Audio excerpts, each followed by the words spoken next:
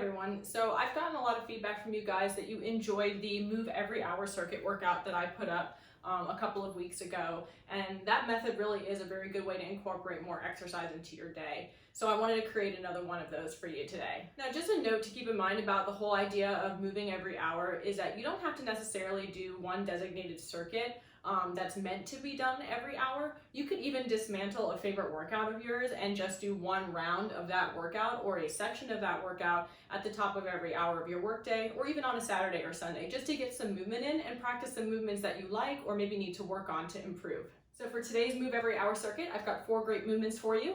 We're going to start off the circuit with 40 jumping jacks, followed by 30 walking lunge steps, then 20 push-ups, and then last but not least, we're going to do 10 jumping lunges on each leg, just for a little bit of plyometric training, get the heart rate up and get jumping around a little bit. So the circuit should maybe take you a little over 5 minutes to do every time that you do it. So if you do it each hour of your workday, you should end up doing 8 rounds of the circuit, roughly speaking, overall, or more if you want. So starting off our circuit, we're going to do our 40 jumping jacks. So remember, a jumping jack, you're going to bring the legs outward away from the body while bringing your arms up in the overhead position. You want to make sure you land and rebound off the ball of the foot to keep the movement nice and light on the joints. Now remember, you can also modify this to step jacks if you need to.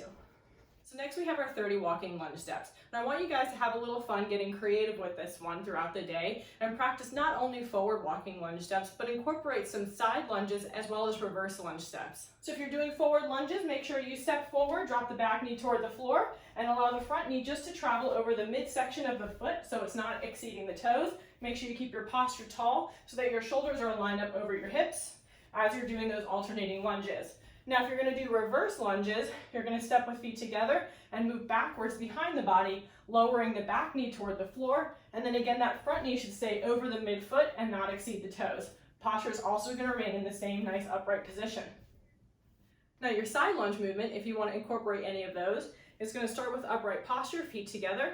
We're going to step out with one leg, allowing the inside leg to straighten as we sit into the outside leg, pushing our butt and hips back slightly and keeping the weight in the heel. The chest should stay up and the back should stay nice and straight.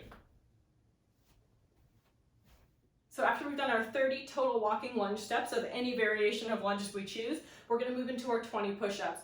Now I want you guys to get a little creative here as well. You can mix up regular push-ups, hand release push-ups, do some push-ups on an incline, or maybe even a decline with your legs elevated on your couch or bed. So for the video, I'm going to show you some push-ups on the floor because it's a little bit easier for me to film. But you want your hands aligned under your shoulders, feet hips width apart, and your body nice and straight. Then we're going to bend at the elbow, drop down, chest to floor, push back up till the arms are fully extended. Now remember, if you want to kneel to modify, you're going to do the same movement, but with the knees slightly behind the hips so the body can stay in a nice plank-like position. If you want to do hand release push-ups in today's workout, remember you're going to start at the top of the push-up, drop all the way down, let go, push into the floor to bring the body and the hips back in the upright position where you started. Same thing in the kneeling variation of a hand release push-up. Drop down, chest to floor, let go, push back into the floor until your arms are fully extended.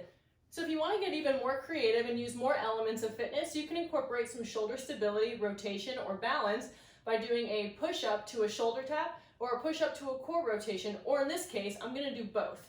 So I'm going to start at the top of the push-up, drop down, push back up, shoulder tap, rotate up to ceiling, and then rotate up to the ceiling.